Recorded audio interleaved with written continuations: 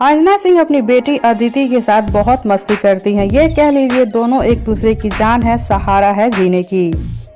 दोनों एक दूसरे की दुनिया है। अंजना सिंह हाल ही में अपनी बेटी का जन्मदिन काफी धूमधाम से मनाई थी, वो भी अकेले।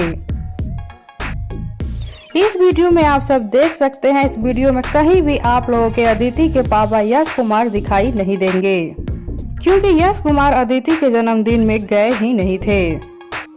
अभी हाल ही में अंजना सिंह अपने सोशल अकाउंट पर अपनी बेटी के साथ कुछ तस्वीरें शेयर की हैं। वो तस्वीरें ये सब हैं।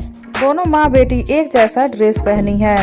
दोनों के कपड़े का कलर भी सेम है, डिजाइन भी सेम है और एक जैसा पोज देकर फोटो क्लिक करवा रही हैं। अंजना सिंह अपनी बेटी से और अदिति अपनी माँ से बहुत ही ज्यादा प्यार करती हैं। अभी इन दोनों का ये फोटो काफी तेजी से वायरल हो रहा है।